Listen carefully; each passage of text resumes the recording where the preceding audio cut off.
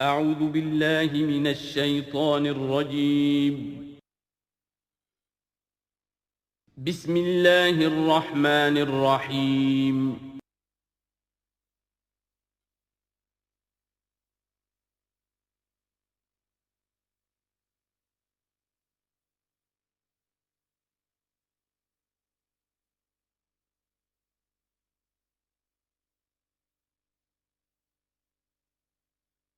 نحمده ونصلي على رسوله الكريم اما بعد فاعوذ بالله من الشيطان الرجيم بسم الله الرحمن الرحيم يا ايها الذين امنوا اتقوا الله حق تقاته ولا تموتن الا وانتم مسلمون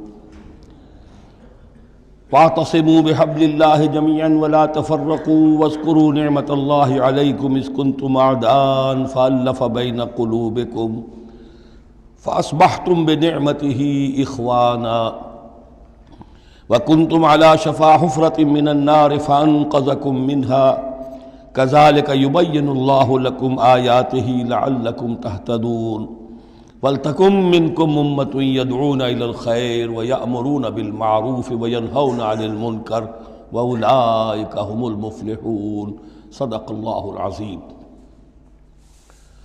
رب اشرح لي صدری ویسر لي امری واحلل عقدۃ من لسانی یفقہوا قولی۔ سورہ آل عمران کا جو نصف ثانی اب شروع ہو رہا ہے، تو آپ نے یہ مشابہت بھی نوٹ کر لی ہوگی کہ نصف اول میں سورہ بقرہ میں بھی ایک مرتبہ یا ایھا الذین آمنوا سے خطاب تھا، یا ایھا الذین آمنوا لا تقولوا راعنا وقولوا انظرنا واسمعوا۔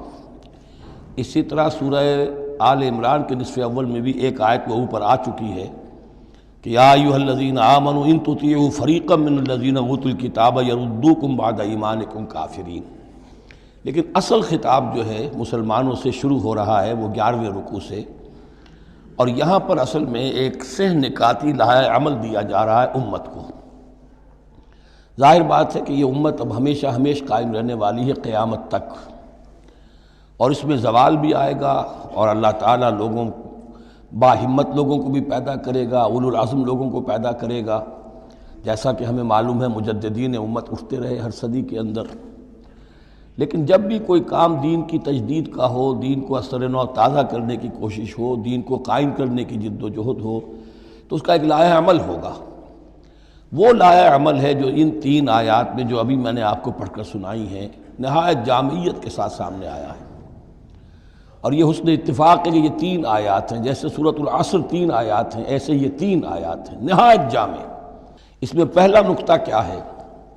جب بھی کوئی کام کرنا ہے سب سے پہلے افراد کی شخصیت سازی، کردار سازی۔ یا ایھا الذین آمنوا اتقوا اللہ حق تقاتہ، اہل ایمان اللہ کا تقوی اختیار کرو جتنا کہ اس کے تقوی کا حق ہے۔ وَلَا تَمُوتُنَّ إِلَّا وَأَنْتُمْ مُسْلِمُونَ، اور دیکھنا ہرگز موت نہ آنے پائے مگر فرما برداری کی حالت میں۔ یہ سب سے گاڑھی آیت ہے قرآن مجید میں تقوی کی تلقین کے لیے۔ اللہ کا حق جتنا ہے اتنا تقوی۔ اس پر صحابہ گھبرا گئے کہ یا رسول اللہ کا حق کون ادا کر سکتا ہے؟ پھر جب آیت اتری ہے سورہ تغابن کی کہ فاتقوا اللہ ما استطعتم، اپنی امکانی حد تک تقوی اختیار کرو، تب ان کی جان میں جان آئی۔ ساتھ ہی ہے کہ مت مرنا مگر حالت فرما برداری میں۔ کیا معنی ہے؟ کوئی پتہ نہیں کس لمحے موت آ جائے، کوئی لمحہ نافرمانی میں نہ گزرے مبادا موت کا ہاتھ اسی وقت آ کر تمہیں دبوچ لے۔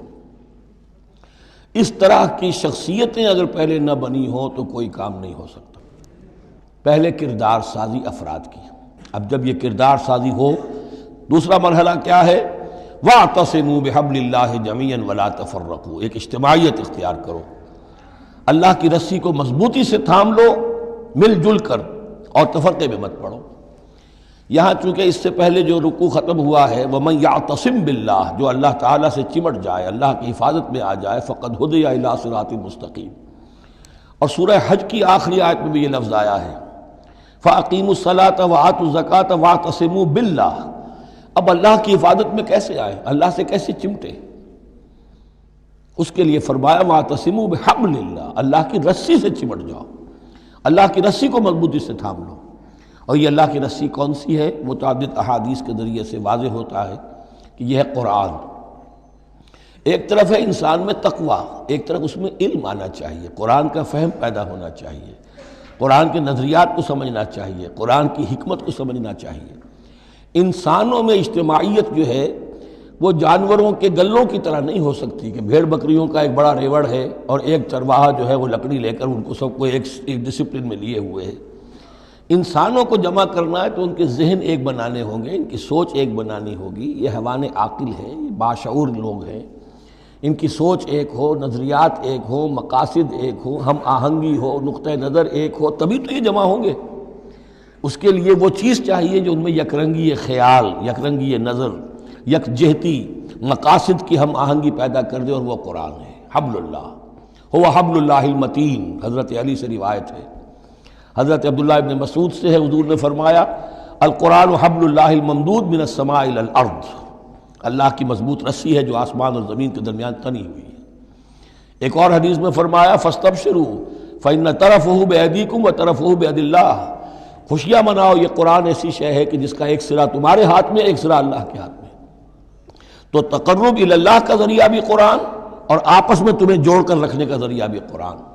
یہی وجہ ہے کہ ہماری ساری یہ تحریک جو ہے میری، اس کا اصل جو منبع ہے، سرچشمہ ہے، اس کا مبنی ہے، مدار ہے، وہ دعوت رجوع القرآن۔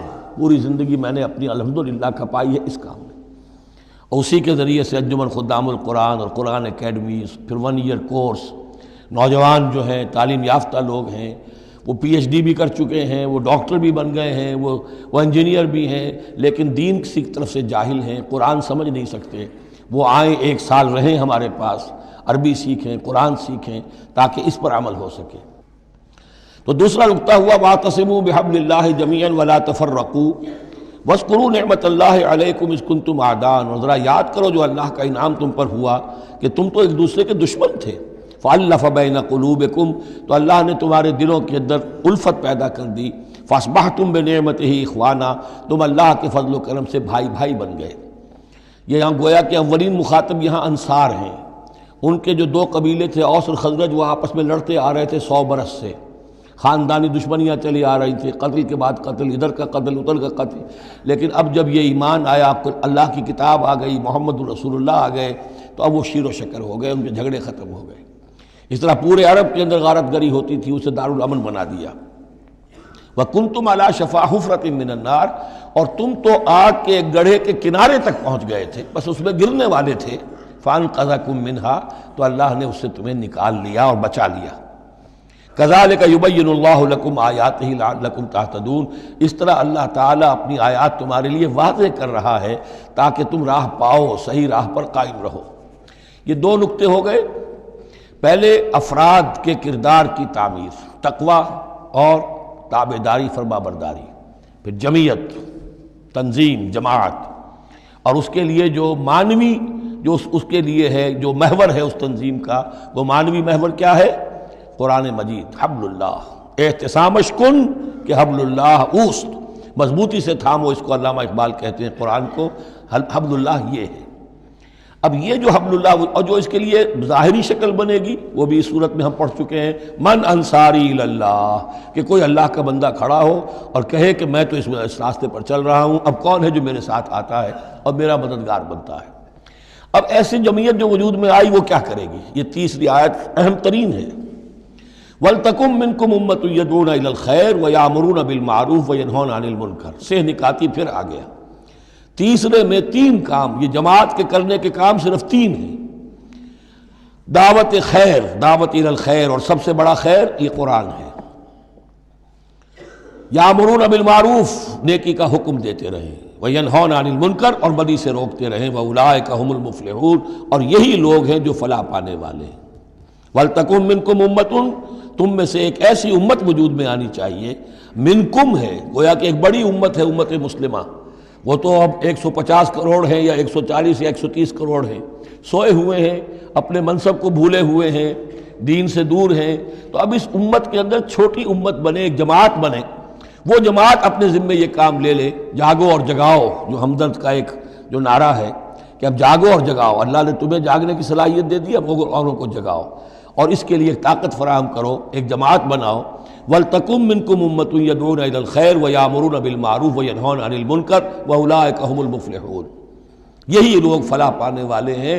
وہ بڑی امت کروڑوں کی جو ہے جو یہ کام نہیں کرتی، وہ فلاح کی امید میں اگر ہے اور نجات کی امید میں ہے تو ایک امید موہوم ہے۔ فلاح پانے والے صرف یہ لوگ ہوں گے، اولئک ھم المفلحون۔ اب اسی میں آگے چل کر میں نے جو منہج انقلاب نبوی ہے اس میں یہ بات واضح کی ہے کہ جب کوئی انقلاب کے لیے آخری اقدام ہوگا وہ بھی نہی عن المنکر بالید، اس لیے کہ حدیث میں حضور نے نہی عن المنکر کے 3 مرتبے بیان کیے ہیں۔ ابو سعید خدری رضی اللہ عنہ سے روایت ہے، من رآ منکم منکرا فلیغیرہ بیدہ فإن لم یستطع فبلسانہ فإن لم یستطع فبقلبہ وذلک اضعف الایمان، رواہ مسلم رحمہ اللہ۔ تم میں سے کوئی شخص کسی منکر کو دیکھے، اس کا فرض ہے اسے طاقت سے، زور سے، ہاتھ سے بند کرے، روکے، بدلے۔ اگر اس کی طاقت نہیں ہے تو زبان سے تو کہے، اس کی بھی ہمت نہیں ہے تو دل میں نفرت ضرور رکھے، اور یہ ایمان کا کمزور ترین درجہ ہے۔ نفرت بھی ختم ہو گئی، وائے ناکامی متاع کارواں جاتا رہا، کارواں کے دل سے احساس زیاں جاتا رہا تو اب کوئی ایمان نہیں۔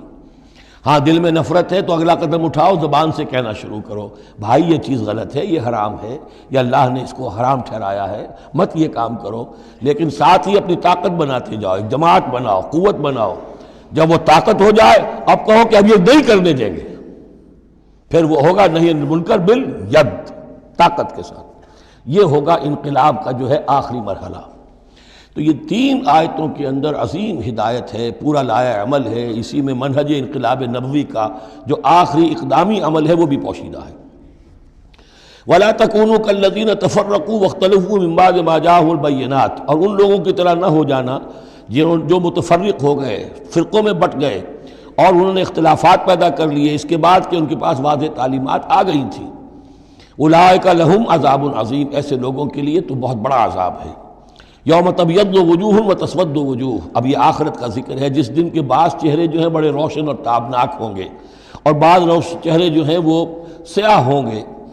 فاما الذین اسودت وجوہہم، تو جن لوگوں کے اس دن چہرے سیاہ ہوں گے وہ کون ہوں گے؟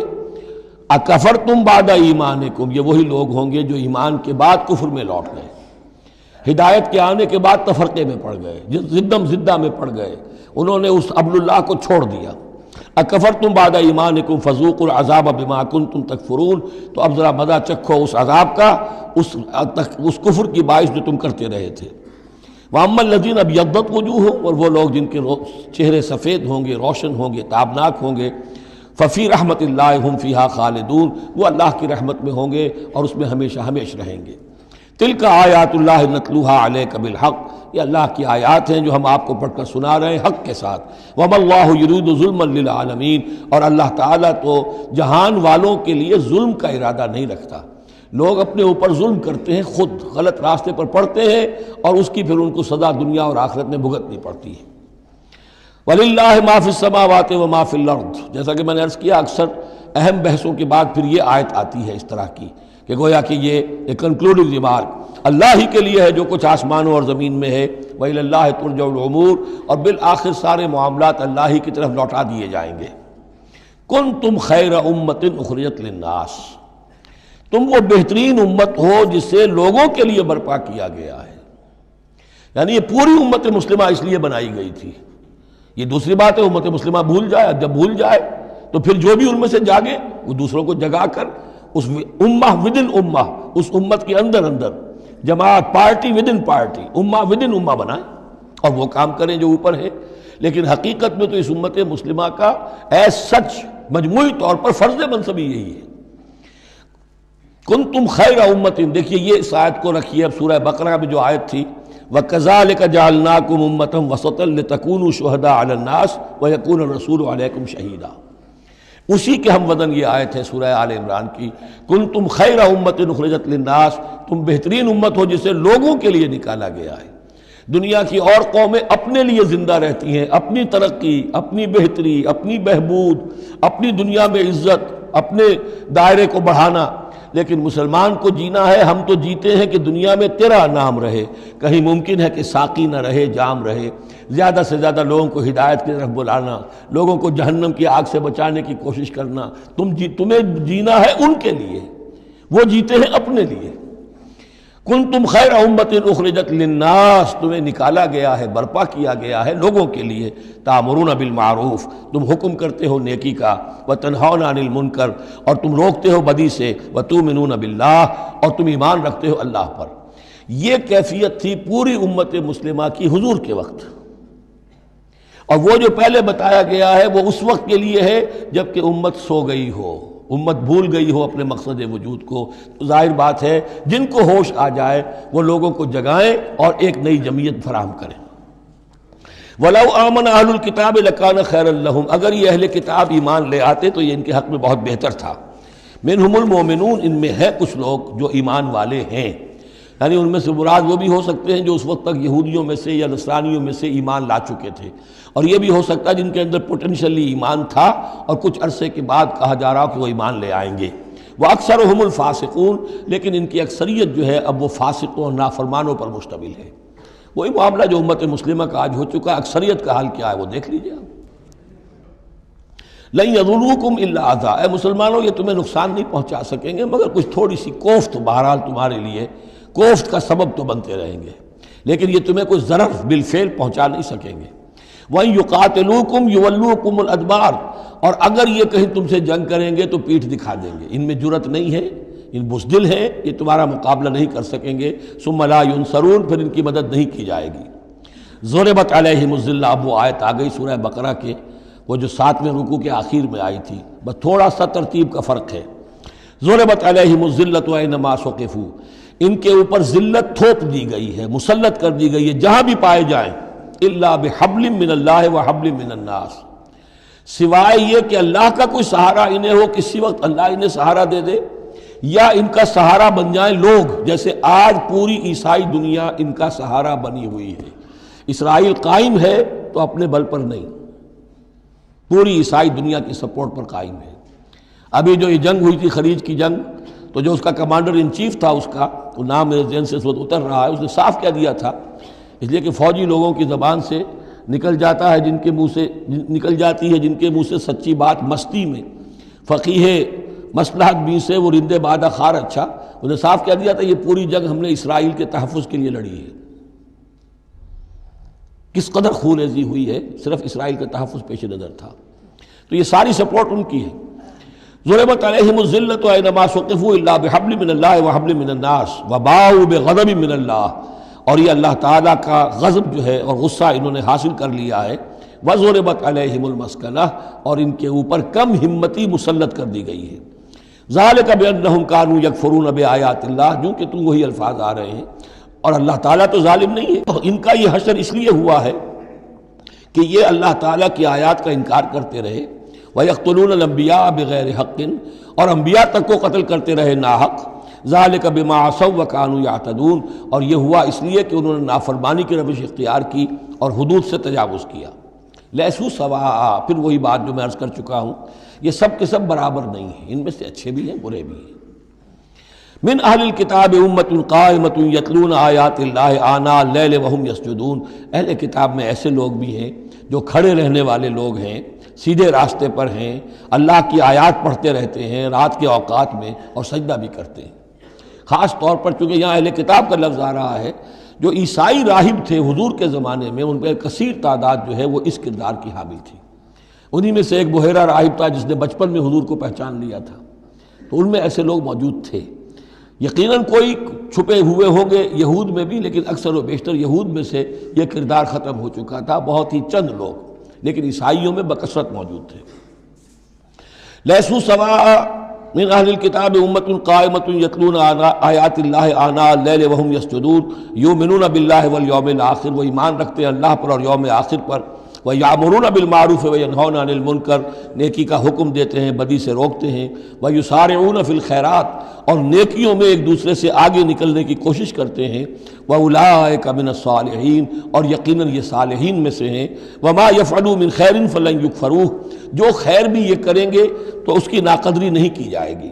وَاللَّهُ عَلِيمٌ بِالْمُتَّقِينَ، اللہ تعالیٰ اپنے ایسے متقی بندوں سے واقف ہے۔ ان الذین کفروا لن تغنی عنہم اموالہم ولا اولادہم من اللہ شیئا، اس کے برعکس جو لوگ کفر پر اڑ جائیں گے ان کے کام نہیں آ سکیں گے، نہ ان کے اموال نہ ان کے اولاد، اللہ سے بچانے میں کچھ بھی۔ وَأُولَٰئِكَ أَصْحَابُ النَّارِ، وہ جہنمی ہیں، ہم فیہا خالدون، اسی میں رہیں گے۔ مثل ما ينفقون في هذه الحیات الدنیا كمثل ريح فيها سر اصابت حرث قوم ظلموا انفسهم فاهلكت۔ اب یہ جو جنگیں کر رہے تھے قریش مکہ، تو ظاہر بات ہے کہ وہ بھی انفاق کرتے تھے، فوج تیار کرنی ہے، اونٹ چاہیے، سواریاں چاہیے، ہتھیار چاہیے، تو خرچہ کرتے تھے نا۔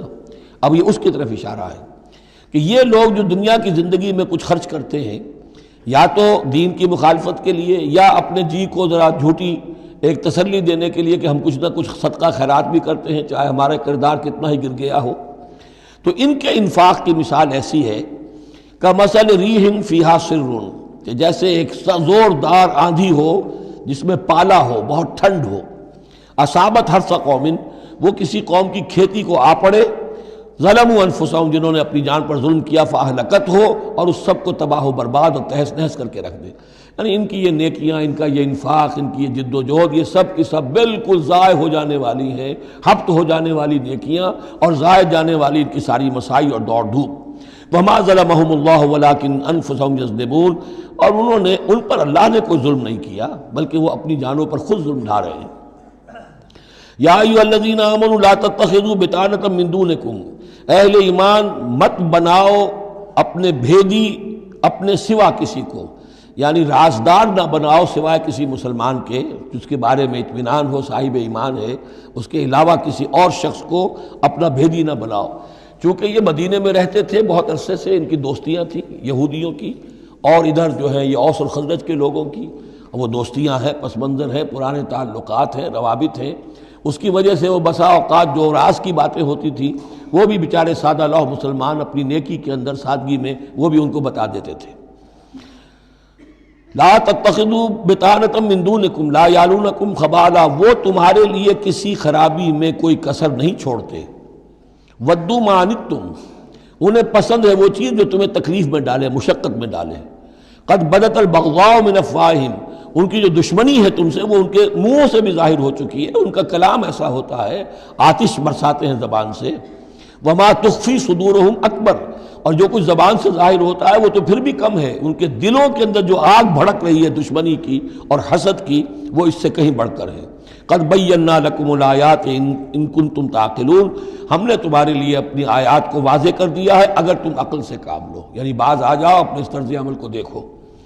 ہاں انتم اولئک تحبونہم، تمہارا حال تو یہ کہ تم ان سے محبت کرتے ہو، شرافت ہے تمہاری، سادہ لوحی ہے، پرانے تعلقات ہیں، ان تعلقات کو تم نبھانا چاہتے ہو۔ ولا یحبونکم، لیکن جان لو وہ تم سے محبت نہیں کرتے۔ وتؤمنون بالکتاب کلہ، اور تمہاری شان یہ کہ تم پوری کتاب کو مانتے ہو، تم تورات کو بھی مانتے ہو، انجیل کو بھی مانتے ہو۔ یہ نصیبا من التورات آیا تھا نا، نصیبا من الکتاب، کتاب ہی کا ایک حصہ تھا تورات، کتاب ہی کا ایک حصہ اللہ تعالیٰ کی اس قدیم کتاب جو ام الکتاب میں سے ہی پھر یہ انجیل آئی ہے، اسی ام الکتاب سے پھر قرآن مجید کامل آیا ہے۔ تو تم تو مانتے ہو پوری کتاب کو۔ وَإِذَا لَقُوكُمْ قَالُوا آمَنَّا، اور جب یہ تم سے ملتے تو کہتے ہیں جی ہم بھی مومن ہیں، ہم بھی مانتے ہیں، بات ٹھیک ہے آپ کی۔ وَإِذَا خَلَوْا، جب وہ علیحدگی میں ہوتے ہیں، خلوت میں ہوتے ہیں، عَضُّوا عَلَيْكُمُ الْأَنَامِنَ مِنَ الْغَيْظِ، تو اب تم پر غصے کی وجہ سے اپنی انگلیاں چباتے ہیں۔ عَضَّ يَعُضُّ، انگلیاں کاٹنا، غصے کہ اب کچھ پیش نہیں جا رہی، اور اسلام کا جو ہے معاملہ اور آگے سے آگے بڑھتا جا رہا ہے، لیکن یہ کہ اس کے غصے میں پیچ و تاب کھاتے ہیں، اپنی انگلیاں چباتے ہیں۔ قل موتوا بغیظکم، ان سے کہو کہ مرو اپنے اس غصے میں، غم میں، اپنے جذبات میں۔ ان اللہ علیم بذات الصدور، یقیناً اللہ تعالیٰ جو کچھ سینوں کے اندر مضمر ہے اس سے بھی واقف ہے۔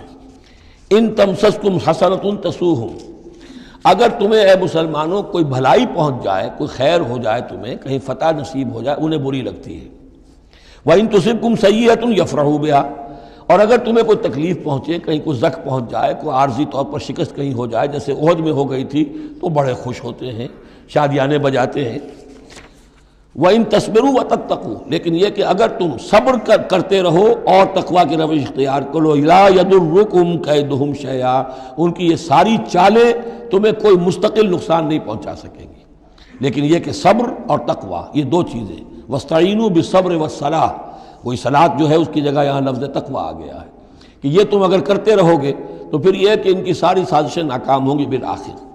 ان اللہ بما یعملون محیط، جو کچھ یہ کر رہے ہیں اللہ اس کا احاطہ کیے ہوئے ہے. یہ اللہ کے اس دائرے سے جو اللہ نے ایک حد کھینچی ہوئی ہے اس سے آگے نہیں نکل سکتے، بس اس کے اندر اندر اچھل کود کر رہے ہیں. جو بھی ان کی سازشیں ہیں وہ ہو رہی ہیں، لیکن یہ کہ اللہ تمہیں ضمانت دے رہا ہے کہ کوئی مستقل تمہیں نقصان یہ نہیں پہنچا سکیں گے. اب یہاں سے 6 رکوع، میں نے عرض کیا تھا کہ نصف ثانی کو 3 حصوں میں تقسیم سمجھیے. پہلے 2 رکوع مکمل ہو گئے، 11واں اور 12واں. اب 6 رکوع مسلسل چلیں گے غزوہ احد کے حالات پر. پہلے وہ غزوہ سمجھ لیجئے کہ تھا کیا. غزوہ بدر کا چونکہ تذکرہ ہوگا وہ تو سورہ انفال میں ہم پڑھیں گے. ترتیب مصحف اور ہے، زمانی ترتیب نہیں ہے، ترتیب نزولی نہیں ہے. غزوہ بدر میں مسلمانوں کو بہت زبردست اللہ نے فتح دی. کفار مکہ کو بڑی زک پہنچی. 70 بڑے تقریباً سارے ان کے بڑے سردار مارے گئے.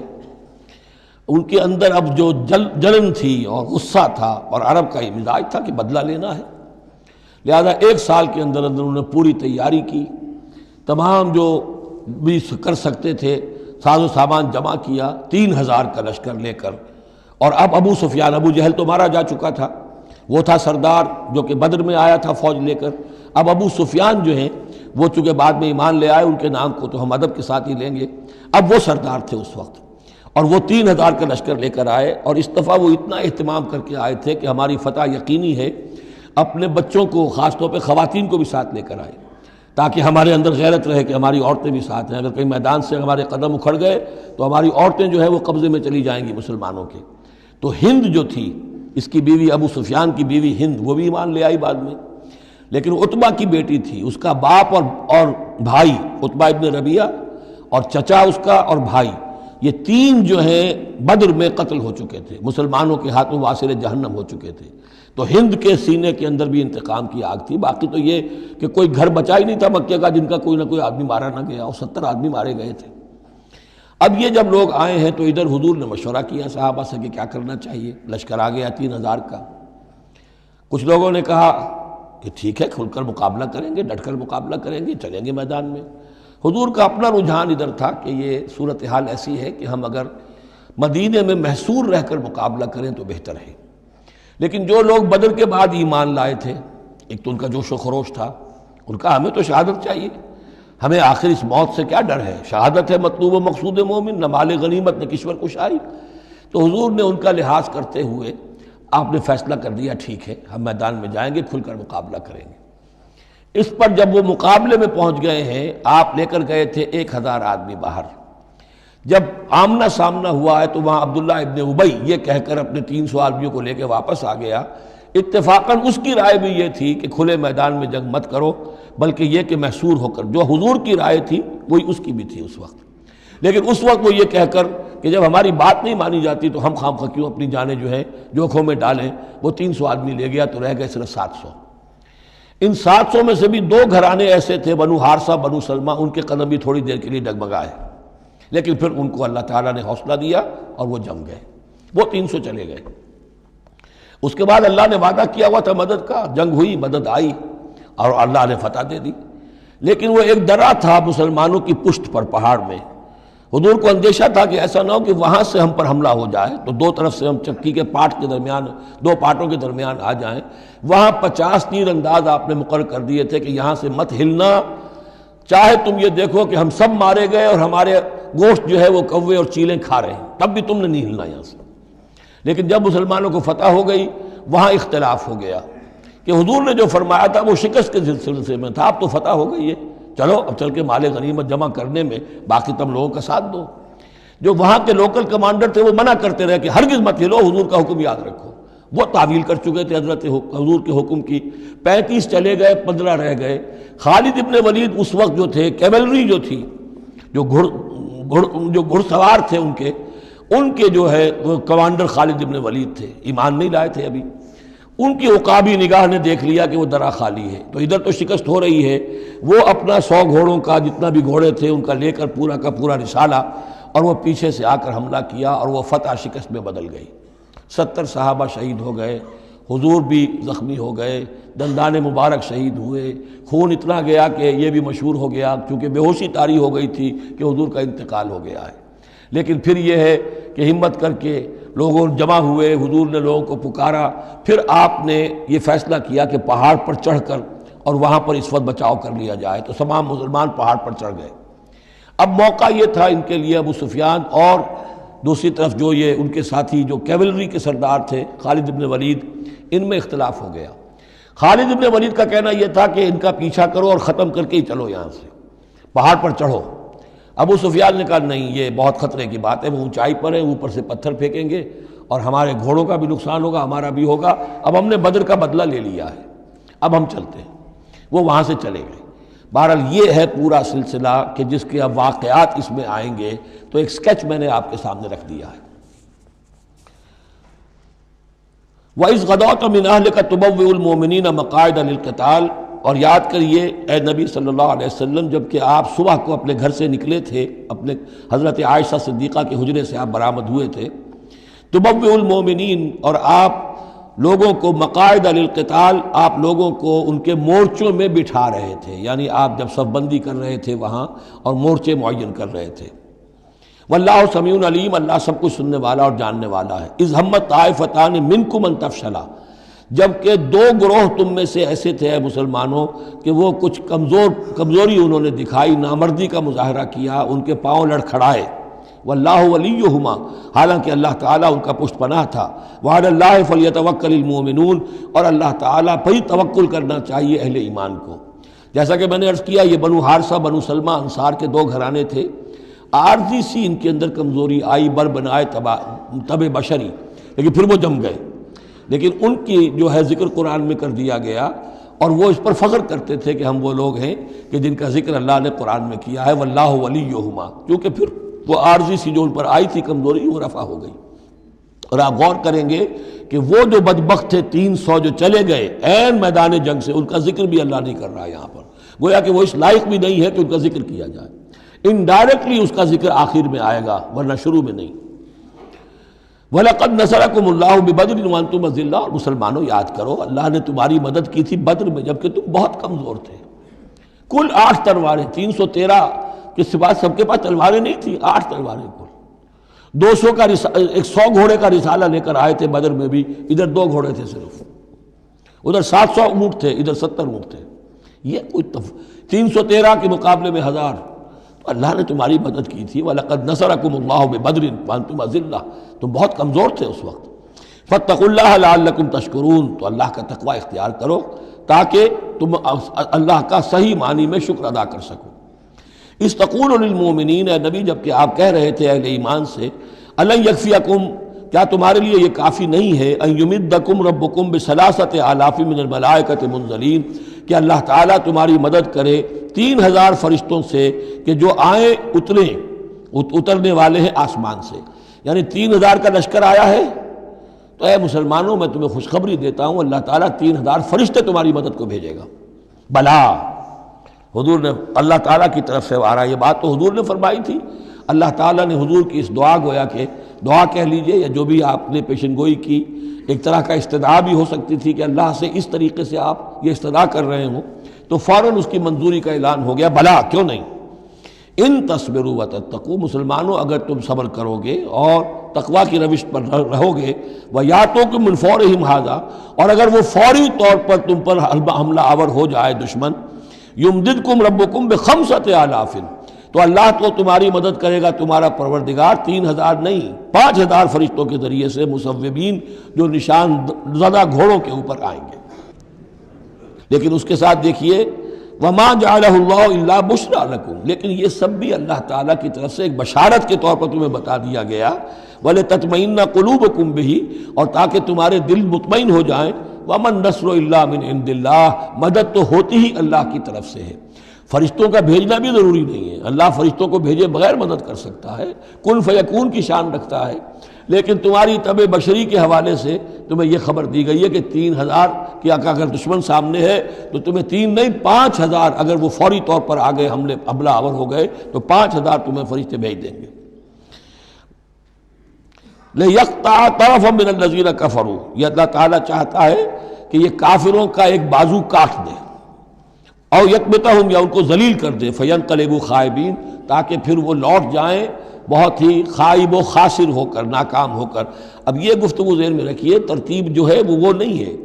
پہلے جو ذکر ہو رہا ہے وہ تو آپ میدان جنگ میں پہنچ چکے تھے، یہ ذکر ہو رہا ہے اس سے پہلے کا، جب خبریں پہنچی ہوں گی کہ 3000 کا لشکر آ رہا ہے، اس وقت جو گفتگو ہوئی ہے۔ اب اس جنگ کے دوران جو بھی کچھ مسلمانوں سے خطائیں ہوئیں، غلطیاں ہوئیں، ان کی طرف بھی اشارہ ہے۔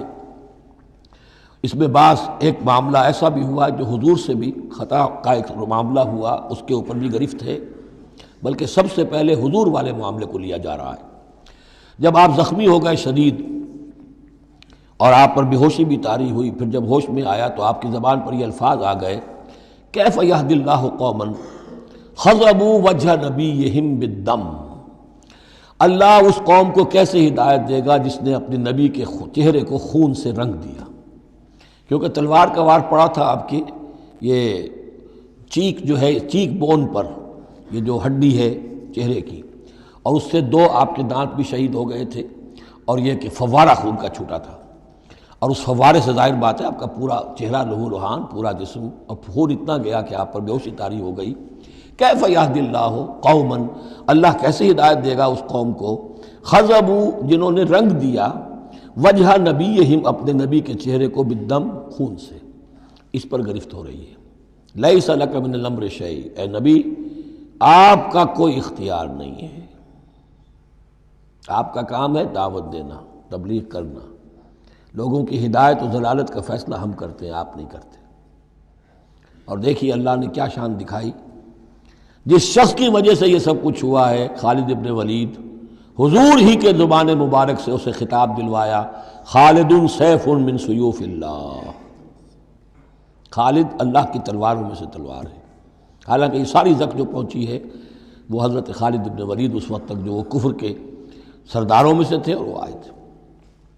لیس لک من الامر شیء، اے نبی یہ اختیار آپ کا نہیں ہے، اور یتوب علیہ اور یعذبہ، اللہ کے اختیار میں، وہ چاہے گا تو ان کی توبہ کی توفیق دے دے گا، وہ ایمان لے آئیں گے، یا اللہ چاہے گا انہیں عذاب دے گا، فإنہم ظالمون، اس لیے کہ ظالم تو ہیں، انہوں نے گناہ تو کیا ہے، غلط کام کر رہے ہیں، سزا کے وہ حقدار ہو چکے ہیں، لیکن ہو سکتا ہے اللہ انہیں ہدایت دے دے۔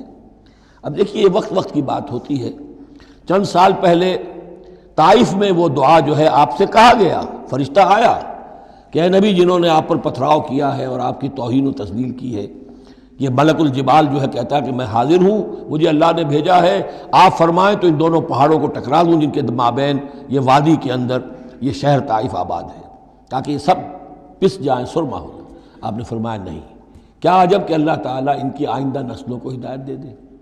لیکن اب یہ مرحلہ کچھ ایسا تھا کہ زبان مبارک سے وہ جملہ نکل گیا۔ یہ بھی ہو سکتا ہے کچھ چونکہ بے ہوشی سے ایک دم اٹھے ہیں تو اس وقت شاید پوری طریقے سے آپ جو ہے اپنے پوری طرح اپنے حواس جو ہے ابھی بحال نہیں ہوئے تھے اور یہ الفاظ نکل گئے۔ لیکن اللہ تعالیٰ کا معاملہ یہ الرب رب وَإِن تنزل والعبد عبد وَإِن ترقى، بندہ بندہ ہی رہتا ہے چاہے کتنا ہی بلند ہو جائے، اور رب رب ہی ہے چاہے کتنا ہی نزول فرما لے۔ اب تو وہ وقت ہے نا، رات کا پچھلا پہر شروع ہو رہا ہے نا، اللہ تعالیٰ سمائے دنیا تک نازل ہوں گے، اور شب معراج میں حضور 7ویں آسمان پر چلے گئے۔ اللہ اس پہلے آسمان پر آ کر بھی رب ہے، اور حضور اس 7ویں آسمان پر پہنچ کر بھی بندے ہیں۔ الرب رب وَإِن تنزل والعبد عبد وَإِن ترقى وَلِلَّهِ مَا فِي السَّمَاوَاتِ وَمَا فِي الْأَرْضِ، اللہ ہی کے لیے ہے جو کچھ کہ ہے آسمانوں اور زمین میں۔ یغفر لمن یشاء ویعذب من یشاء، وہ جس کو چاہتا ہے بخش دیتا ہے، جس کو چاہتا ہے عذاب دیتا ہے۔ واللہ غفور الرحیم، اللہ غفور الرحیم ہے۔ یا ایھا الذین آمنوا لا تاکلوا الربا اضعافا مضاعفہ، اہل ایمان سود مت کھاؤ دوگنے پر دگنا۔ یہ جو کمپاؤنڈ انٹرسٹ ہے، بڑھتا چڑھتا رہتا ہے، یہ اصل میں پہلی آیت جو ہے سود کی حرمت میں وہ یہ ہے۔ بلکہ نوٹ کیجئے، جیسا کہ میں نے نوٹ کرا دیا تھا کل آپ کو، سب سے پہلے ایک مکی صورت میں سورہ روم میں بات آ گئی تھی، ما آتیتم من ربا لیربو فی اموال الناس فلا یربو عند اللہ وما آتیتم من زکاۃ تریدون وجہ اللہ فاولئک هم المضعفون۔ تو انفاق فی سبیل اللہ اور سود کو ایک دوسرے کے مقابل رکھ کر جو بھی اس سود کے اندر جو قباحت اور شناعت تھی وہ واضح کر دی۔ جیسے کہ شراب اور جوئے کی جو خرابی تھی اس کو سورۃ البقرہ میں بیان کر دیا تھا۔ اب یہاں وہ دوسرا آ گیا معاملہ کہ یہ کم سے کم سود کی شرح جو بہت زیادہ، جسے یوزری کہتے ہیں آج کل، یہ سود کے جو ذاتی سے مسائل کے لیے لیتے ہیں، ہمارے ہاں بھی ایسے سود خور موجود ہیں، بہت ہائی ریٹ آف انٹرسٹ پر وہ دیتے ہیں لوگوں کو قرض اور ان کا خون چوس جاتے ہیں۔ تو پہلے اس سود کی مذمت آئی ہے، آخری حکم ہے پھر اس سود کا جو بیع کے اندر سود ہے، وہ ہے وہ حکم کہ جو سن 9 میں نازل ہوا، لیکن ترتیب مصحف میں وہ سورہ بقرہ میں ہے، وہ پورا رکوع ہم پڑھ چکے ہیں، اور اس رکوع کی آخری آیت وہ ہے جو قرآن مجید کی آخری آیت ہے ترتیب نزولی میں، وَاتَّقُوا يَوْمًا تُرْجَعُونَ فِيهِ إِلَى اللَّهِ۔ یہ کیوں یہاں پر آیت آئی ہے؟ اس لیے کہ محسوس ایسا ہوتا ہے کہ وہ جو 35 تیر انداز وہاں سے چھوڑ کر چلے گئے تھے، تو کوئی ان کے تحت الشعور میں مال غنیمت کی کوئی طلب تھی جو نہیں ہونی چاہیے تھی۔ اس حوالے سے کہ سود خوری جو بھی ہے یہ انسان کے اندر مال سے محبت ایسی پیدا کر دیتی ہے جس کی وجہ سے اس کے کردار کے اندر بڑے بڑے خلا پیدا ہو سکتے ہیں۔ لہذا یہاں اسی کے حوالے سے یا ایھا الذین آمنوا لا تاکلوا الربا اضعافا مضاعفۃ واتقوا اللہ لعلکم تفلحون، اور اللہ کا تقوی اختیار کرو تاکہ تم فلاح پاؤ۔ واتقوا النار التی اعدت للکافرین، اس آگ سے بچو، ڈرو اس آگ سے جو کافروں کے لیے تیار کی گئی ہے، بھڑکائی گئی ہے۔ وَأَطِیعُوا اللَّهَ وَالرَّسُولَ لَعَلَّکُمْ تُرْحَمُونَ، اور اللہ اور اس کے رسول کی اطاعت کرتے رہو تاکہ تم پر رحم کیا جائے۔ وَسَارِعُوا إِلَىٰ مَغْفِرَةٍ مِّن رَّبِّكُمْ، اور دوڑو اپنے رب کی مغفرت کے حصول کے لیے۔ وَجَنَّةٍ عَرْضُهَا السَّمَاوَاتُ وَالْأَرْضُ، اور اس جنت کو حاصل کرنے کے لیے جس کا پھیلاؤ آسمانوں اور زمین جتنا ہے۔ اعدت للمتقین، وہ تیار کی گئی ہے، سنواری گئی ہے، اس کا سنگھار کیا گیا ہے اہل تقوی کے لیے۔ الذین ينفقون فی السراء والضراء، وہ لوگ جو خرچ کرتے ہیں سود کے مقابلے میں انفاق، یہ تقابل پھر دیکھ لیجئے، جو خرچ کرتے ہیں سرائے خوشی میں بھی، والضراء خود تنگ دست ہے تب بھی کرتے ہیں چاہے تکلیف میں ہیں، والکاظمین الغیظ، اور وہ لوگ جو اپنے غصے کو پی جانے والے ہیں، والعافین عن الناس، اور وہ لوگ جو لوگوں کی خطاؤں سے درگزر کرتے ہیں انہیں معاف کر دیتے ہیں۔ واللہ یحب المحسنین، اللہ تعالیٰ ایسے محسنین کو پسند کرتا ہے، یہ درجہ احسان ہے، اسلام، ایمان، پھر احسان۔ والذین اذا فعلوا فاحشۃ او ظلموا انفسهم، اور اگر ان میں سے کبھی کسی سے کوئی غلطی ہو جاتی ہے کہ اگر وہ کر بیٹھیں کوئی کھلا گناہ، کوئی بے حیائی کا ارتکاب، یا اپنے اوپر کوئی اور ظلم کر بیٹھیں، ذکر اللہ، فوراً انہیں اللہ یاد آ جاتا ہے، فاستغفروا لذنوبہم، تو وہ اللہ تعالیٰ سے استغفار کرتے ہیں۔ یہ مضمون سورہ نساء میں آئے گا کہ اللہ تعالیٰ نے اپنے اوپر واجب ٹھہرایا ہے کہ جو شخص مسلمان صاحب ایمان کو خطا اس سے ہو جائے اور وہ فوراً توبہ کر لے، تو اللہ تعالیٰ جو ہے اس نے اپنے اوپر واجب ٹھہرا لیا ہے کہ اس کی دعا کو ضرور قبول کرے گا۔ وَمَن يَغْفِرُ الذُّنُوبَ إِلَّا اللَّهُ، اور کون ہے جو معاف کر سکے گناہوں کو سوائے اللہ کے۔ وَلَمْ يُصِرُّوا عَلَىٰ مَا فَعَلُوا، اور وہ اپنے اس غلط فعل پر اصرار نہیں کرتے، یعنی یہ کہ کرتے چلے جا رہے کرتے چلے جا رہے کرتے چلے جا، موت آ گئی تو اب توبہ کریں گے، تب توبہ نہیں ہے۔ ایک خطا ہو گئی، جذبات میں ہو گئی، بھول میں ہو گئی، فوراً ہوش آیا، فوراً جو ہے گڑ گڑائے، فوراً توبہ کی، عزم مصمم کیا اللہ دوبارہ نہیں کروں گا، پوری پشیمانی کے ساتھ اللہ کی جناب میں اپنے پورے صمیم قلب کے ساتھ توبہ کی، اللہ اس توبہ کی قبول کرنے کی ضمانت دیتا ہے۔ اولئک جزاؤہم مغفرۃ من ربہم، یہ وہ لوگ ہیں کہ جن کا بدلہ ہے ان کے رب کی طرف سے مغفرت، وجنات تجری من تحتہا الانہار خالدین فیہا، اور وہ باغات کے جن کے نیچے یا جن کے دامن میں ندیاں بہتی ہوں گی اور وہ اس میں ہمیشہ ہمیشہ رہیں گے۔ ونعم اجر العاملین، اور بہت ہی اچھا بدلہ ہے عمل کرنے والوں کے لیے۔ قد خلت من قبلکم سنن فسیروا فی الارض، تم سے پہلے بھی بہت سی قومیں، بہت سے حالات اور واقعات گزر چکے ہیں۔ فسیروا فی الارض، تو زمین میں گھومو پھرو، فانظروا کیف کان عاقبۃ المکذبین، اور دیکھو کہ کیسا انجام ہوا ہے جھٹلانے والوں کا۔ جب ان کے قریش کے قافلے جاتے تھے وہ شام کی طرف، تو راستے میں تو جو قوم سمود کا مسکن بھی آتا تھا، وہ بستیاں بھی آتی تھیں جن میں کبھی حضرت لوط نے تبلیغ کی تھی، ان کے جو کھنڈرات تھے، تو یاد کرو کہ ان کے ساتھ کیا کچھ ہوا ہے۔ ھذا بیان للناس وھدی وموعظۃ للمتقین، یہ بیان ہے لوگوں کے لیے، وضاحت ہے لوگوں کے لیے، اور ہدایت ہے اور نصیحت ہے متقین کے حق میں۔ ولا تہنوا ولا تحزنوا، یہ آیت بڑی اہم ہے، اور نہ کمزور پڑو اور نہ غم کھاؤ. وَأَنْتُمُ الْأَعْلَوْنَ إِن كُنتُم مُؤْمِنِينَ، ہمارا پختہ وعدہ تمہارے ساتھ یہ ہے کہ تم ہی سربلند ہوگے، آخری فتح تمہاری ہوگی، تم ہی سب سے اونچے ہوگے بشرطے کہ تم مومن ہوئے. اور اس آیت کا میں حوالہ دیا کرتا ہوں. آج دنیا میں ہم ذلیل ہیں، اعلیٰ تو نہیں ہیں، بلند تو نہیں ہیں. نتیجہ کیا نکلتا ہے؟ ایمان نہیں ہے ہمارے اندر. ایک عقیدہ ہے، موروثی عقیدہ ہے، ایمان، یقین والا ایمان، burning faith, living faith, conviction, وہ کہاں ہے؟ یا پھر قرآن اللہ کا کہنا جھوٹ ہے.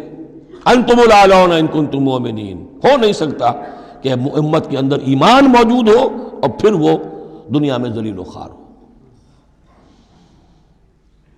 ان یمسسکم قرح فقد مس القوم قرح مثلہ. اب ظاہر بات ہے کہ اتنی بڑی جو ایک چوٹ پہنچی تھی، 70 صحابہ شہید ہو گئے، اس میں حضرت حمزہ بھی ہیں، مصعب بن عمیر بھی ہیں. انصار کا کوئی گھرانہ نہیں تھا.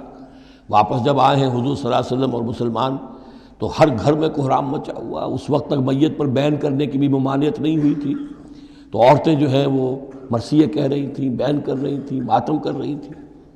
اس حال میں خود حضور صلی اللہ علیہ وسلم کی زبان مبارک سے الفاظ نکل گئے، اما حمزہ تو فلا بواکی لہو. ہائے حمزہ کے لیے تو کوئی رونے والی بھی نہیں، کیونکہ حمزہ کی کون یہاں خواتین ہیں رشتہ دار؟ حمزہ تو مہاجر تھے. انصار کے گھرانے میں جو خواتین ہیں وہ تو اپنے اپنے مردوں کی، اپنے اپنے شہیدوں کی، مقتولوں کی جو ہے وہ کر رہی ہیں، بیان کر رہی ہیں. اس پر پھر انصار نے جا کر اپنے گھروں سے خواتین کو حضرت صفیہ کے گھر بھیجا، حضرت حمزہ کی ہمشیرہ، کہ وہاں جا کر تعزیت کرو. تو بہرحال دکھ تو محمد کو بھی پہنچا ہے صلی اللہ علیہ وسلم. آخر یہ حساس دل تھا آپ کا، پتھر کا کوئی ٹکڑا تو نہیں تھا سینے کے اندر. جو بھی زخم پہنچی ہے، یہاں اللہ تعالیٰ اہل ایمان کی دلجوئی کے لیے کہہ رہا ہے کہ اتنے غمگین نہ ہو، اتنے ملول نہ ہو، اتنے دل گرفتہ نہ ہو. ان یمسسکم قرح، اگر تمہیں کوئی چرکا لگا ہے اب، فقد مس القوم قرح مثلہ، تو تمہارے دشمن کو اس جیسا ہی چرکا لگ چکا ہے کہ نہیں؟ 1 سال پہلے ان کے 70 مارے گئے تھے کہ نہیں؟ وَتِلْكَ الْأَيَّامُ نُدَاوِلُهَا بَيْنَ النَّاسِ. اور یہ تو دن ہیں جن کو ہم لوگوں میں الٹ پھیر کرتے رہتے ہیں، اونچ نیچ، ایک سی کیفیت ہم نہیں رکھتے. وَلِيَعْلَمَ اللَّهُ الَّذِينَ آمَنُوا. اور یہ اس لیے ہوتا ہے کہ اللہ دیکھ لے کہ کون حقیقتاً مومن ہے. اس لیے کہ امتحان نہ آئے، آزمائش نہ آئے، تکلیف نہ آئے، قربانی نہ دینی پڑے، کوئی زک نہ پہنچے، تو سبھی مومن ہیں. پھر تو پتہ چلتا ہے کہ کون ثابت قدم رہا، کس نے اپنا سب کچھ لگا دیا، کس نے صبر کیا. تو اللہ تعالیٰ جاننا چاہتا ہے، دیکھنا چاہتا ہے. وَلِيَعْلَمَ اللَّهُ الَّذِينَ آمَنُوا وَيَتَّخِذَ مِنكُمْ شُهَدَاءَ. اللہ چاہتا ہے تم میں سے کچھ کو مقام شہادت عطا کرے، اپنی گواہی کے لیے قبول کر لے انہیں. وَاللَّهُ لَا يُحِبُّ الظَّالِمِينَ. اللہ ظالموں کو پسند نہیں کرتا. اگر تمہیں تکلیف پہنچی اس کا یہ مطلب نہیں ہے کہ اللہ تعالیٰ نے کفار کی مدد کی ہے، کفار کو پسند کیا، معاذ اللہ. وَلِيُمَحِّصَ اللَّهُ الَّذِينَ آمَنُوا وَيَمْحَقَ الْكَافِرِينَ. اور یہ اس لیے ہوا ہے کہ اللہ تعالیٰ اہل ایمان کو بالکل پاک کر دے. یعنی تمہارے ہاں اب خاص طور پر جو انصار مدینہ ہیں، جو ابھی ایمان لائے ہیں، ان میں کچھ کچے بھی ہیں، پکے بھی ہیں. اللہ چاہتا ہے کہ وہ پوری طریقے سے پک بھی جائیں، اور اگر کوئی کچا ہی رہنا ہے تو وہ کٹ بھی جائے، تاکہ جماعت کی بحثیت مجبوری جو ہے اس کی قوت کو ضعف نہ پہنچے. تو پاک کر لینا. تمحیص، بحث و تمحیص میں یہ لفظ ہم استعمال کرتے ہیں. بحث کہتے ہیں کھریدنے کو. جیسے جانور جو ہے، کوا جو ہے زمین کو کھریدے گا، پھر جو اسے نظر آئے گا کوئی دانہ ہے یا کوئی کنکر ہے تو علیحدہ کرے گا، اور دانے کو کھائے گا، کنکر کو چھوڑ دے گا. تو بحث ہے کھریدنا، اور تمحیص ہے جدا کر دینا. جو اس کے لیے ایٹیبل ہے، جس کو کھانے کا اس کے لیے ہے صحیح، اس کو لے لے گا. تو اللہ تعالیٰ بھی تمہارے اندر جو گڑبڑ ہو گئے ہیں، کچھ مومن صادق بھی ہیں، کچھ منافق بھی ہیں، کچھ پختہ ایمان والے بھی ہیں، کچھ کمزور ایمان والے بھی ہیں. تو یہ تمحیص کی ہے اللہ نے، دکھا دیا یہ 300 اور یہ عبداللہ ابن ابی یہ منافق ہیں. تمہیں نظر آ گیا نہیں؟ ورنہ کیسے نظر میں آتا؟ وَلِيُمَحِّصَ اللَّهُ الَّذِينَ آمَنُوا. تاکہ اللہ تعالیٰ اہل ایمان کو بالکل خالص کر دے. وَيَمْحَقَ الْكَافِرِينَ. اور کافروں کو مٹا دے. ام حسبتم ان تدخلوا الجنہ. اب یہ آیت تقریباً وہی ہے وہ جو اس سے پہلے ہم پڑھ چکے ہیں. نوٹ کر لیجئے، وہاں وہ آیت نمبر 142 تھی، 214، اور یہاں 142 ہے. ڈیجٹس وہی ہیں، آگے پیچھے ان کی ترتیب بدلی ہوئی ہے. اور جمع کریں گے تو 7 کا حصہ بنے گا۔ آیت نمبر 214 تھی، ام حسبتم ان تدخلوا الجنہ ولما یاتکم مثل الذین خلوا من قبلکم مستهم الباساء والضراء وزلزلوا حتى يقول الرسول والذین آمنوا معه متى نصر اللہ الا ان نصر اللہ قریب۔ وہی ہے آیت اب یہ، ام حسبتم ان تدخلوا الجنہ، کیا تم نے سمجھا تھا کہ جنت میں داخل ہو جاؤ گے؟ وَلَمَّا يَعْلَمِ اللَّهُ الَّذِينَ جَاهَدُوا مِنْكُمْ، ابھی تو اللہ نے دیکھا ہی نہیں ہے تم میں سے کون واقعتاً جہاد کرنے والے ہیں، ابھی تو امتحان ہے، ابھی اس کے امتحان اور بھی ہیں، ابھی تو تمہارے لیے بڑی سے بڑی منزلیں، کڑی سے کڑی منزلیں آنے والی ہیں۔ وَلَمَّا يَعْلَمِ اللَّهُ الَّذِينَ جَاهَدُوا مِنْكُمْ وَيَعْلَمَ الصَّابِرِينَ، اور ابھی تو اللہ تعالیٰ نے دیکھا ہی نہیں ہے کہ کون ہے تمہارے اندر جو واقعتاً اللہ کی راہ میں صبر اور استقامت کا ثبوت دیتے ہیں۔ وَلَقَدْ كُنْتُمْ تَمَنَّوْنَ الْمَوْتَ مِنْ قَبْلِ أَنْ تَلْقَوْهُ، اور تمہارا حال یہ ہے کہ تم موت کی تمنا کرتے تھے اس سے پہلے کہ وہ ان سے ملاقات ہوئی۔ یہ وہ جو نئے لوگ ایمان لائے تھے اور نوجوان تھے، ان کا تھا ہمیں تو شہادت چاہیے اور ہم تو کھلے میدان میں جائیں گے، یہ اب ان کے اوپر تھوڑا سا تبصرہ ہو رہا ہے کہ اس وقت تو شہادت کا بڑا ذوق و شوق جو ہے اور جوش جہاد اور ذوق شہادت کا اظہار ہو رہا تھا، اب تم نے موت دیکھ لی ہے نا، تو یہ ہے موت، اتنی اچھی چیز نہیں ہے موت، اتنی آسانی سے انسان اسے قبول نہیں کرتا۔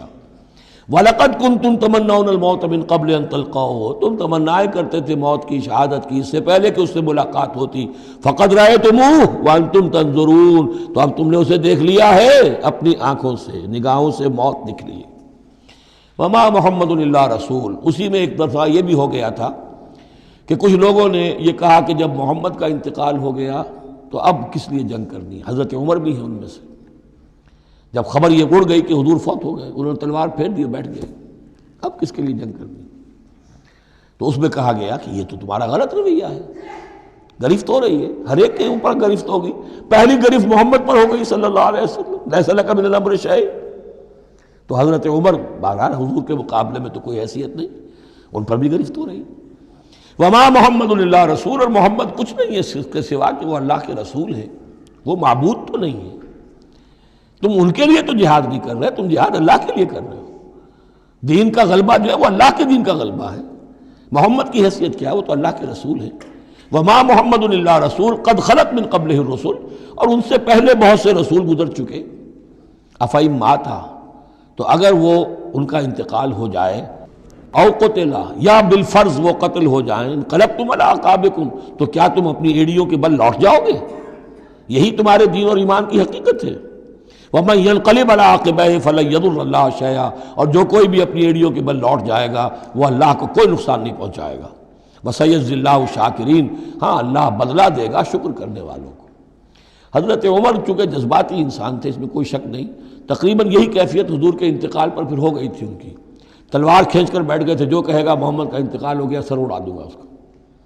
وہ تو پھر حضرت ابو بکر آئے، وہ یار غار، ثانی اسلام و غار و بدر و قبر، وہ آئے ہیں، اور ان کے لیے چونکہ رکاوٹ نہیں تھی، حضرت عمر تو اندر جا نہیں سکتے تھے، حضرت عائشہ کا حجرہ تھا، اب حضرت عائشہ بیٹی ہیں حضرت ابو بکر کی، وہ سیدھے گئے حجرے میں، جا کر چہرے مبارک پر چادر تھی ہٹائی اور آپ کی پیشانی کو بوسہ دیا اور کہا کہ اب دوبارہ موت آپ پر وارد نہیں ہوگی، اب تو حیات جاویدانی آپ کو حاصل ہو چکی۔ پھر باہر آ کر یہی آیت پڑھی، وما محمد الا رسول قد خلت من قبلہ الرسل افئن مات او قتل انقلبتم علی اعقابکم۔ حضرت عمر کہتے ہیں مجھے محسوس ہوا جیسے یہ آیت ابھی نازل ہوئی ہے، اتنا اثر ہوا۔ یہ عظیمت تھی حضرت ابو بکر کی، بہت بلند مقام ہے حضرت ابو بکر کا۔ وما کان النفس ان تموت الا باذن اللہ، اور کسی جان کے لیے یہ ممکن ہی نہیں ہے کہ وہ مر سکے، اس پر موت وارد ہو مگر اللہ کے حکم سے۔ کتابا مؤجلا، وہ تو لکھی ہوئی شے ہے اجل معین کے ساتھ، ہر ایک کا وقت طے ہے۔ Death is the best guard, آپ کا باڈی گارڈ جو ہے سب سے بہترین وہ موت ہے۔ موت کا وقت جب ہے تبھی آئے گی، اس سے پہلے کوئی آپ کے لیے موت لا نہیں سکتا۔ لہذا سب سے بڑی حفاظت انسان کے لیے خود اس کی موت ہے۔ وما كان النفس لن تموت الا باذن الله كتابا مؤجلا ومن يريد ثواب الدنيا نؤته منها، جو کوئی دنیا کا اجر و ثواب چاہتا ہے ہم اسے دیتے ہیں، یہ سورہ بقرہ میں بھی ہم پڑھ چکے تھے حج کے ذکر میں۔ وَمَن يُرِدْ ثَوَابَ الْآخِرَةِ نُؤْتِهِ مِنْهَا، اور جو واقعتاً آخرت کا ثواب چاہتا ہے، بدلہ چاہتا ہے، جزا چاہتا ہے اپنے اعمال کی، ہم اس میں سے اس کو دیں گے۔ وَسَنَجْزِي الشَّاكِرِينَ، اور شکر کرنے والوں کو ہم جزا دیں گے۔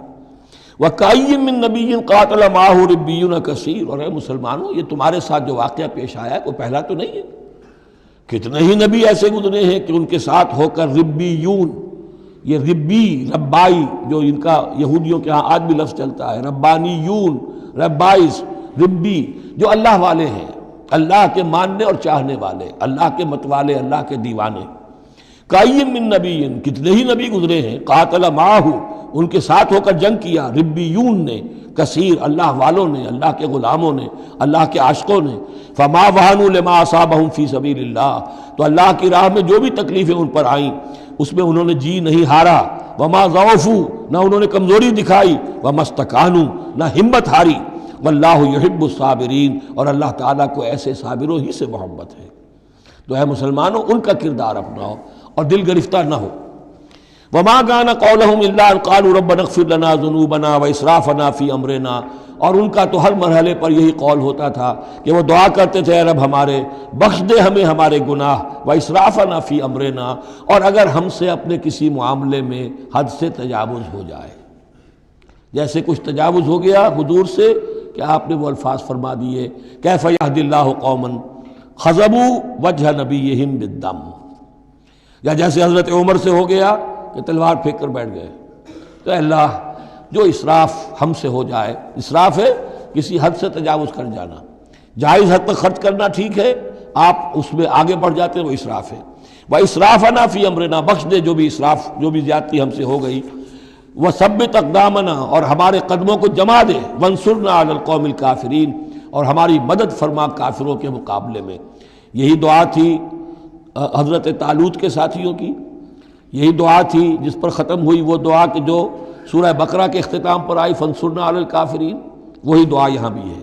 فآتاہم اللہ ثواب الدنیا وحسن ثواب الآخرہ، تو ان لوگوں کو اللہ تعالیٰ نے عطا فرمایا دنیا کا ثواب بھی، دنیا میں بھی سربلندی دی، فتوحات دی، وحسن ثواب الآخرہ، اور آخرت کے ثواب کا تو بہت ہی عمدہ حصہ ان کے لیے ہے۔ واللہ یحب المحسنین، اور اللہ تعالیٰ جو ہے ایسے محسنین کو پسند کرتا ہے۔ یا ایھا الذین آمنوا ان تطیعوا الذین کفروا یردوکم علی اعقابکم، اے اہل ایمان اگر تم ان لوگوں کا کہنا مانو گے جنہوں نے کفر کی روش اختیار کی ہے، وہ تمہیں تمہاری ایڑیوں کے بل واپس لے جائیں گے، فتنقلبوا خاسرین، اور پھر تم بالکل خسارے والے، تباہ اور برباد ہو جانے والے ہو جاؤ گے۔ بل اللہ مولاکم، تمہیں تو یہ سمجھنا چاہیے تمہارا مولا، مددگار، پشت پناہ، ساتھی، حمایتی اللہ ہے۔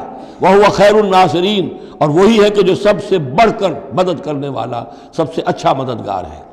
سَنُلْقِي فِي قُلُوبِ الَّذِينَ كَفَرُوا الرُّعْبَ، ہم ان قریب کافروں کے دلوں میں رعب ڈال دیں گے، بِمَا أَشْرَكُوا بِاللَّهِ، اس سبب سے کہ انہوں نے شرک کیا اللہ کے ساتھ، مَا لَمْ يُنَزِّلْ بِهِ سُلْطَانًا، اور ایسی چیزوں کو شریک ٹھہرایا، ایسی ہستیوں کو یا چیزوں کو جس کے لیے اللہ تعالیٰ نے کوئی سند نہیں اتاری۔ وَمَأْوَاهُمُ النَّارُ وَبِئْسَ مَثْوَى الظَّالِمِينَ، اور اللہ ان کا ٹھکانہ جو ہے وہ جہنم ہے، اور بہت ہی برا ٹھکانہ ہے ظالموں کے لیے۔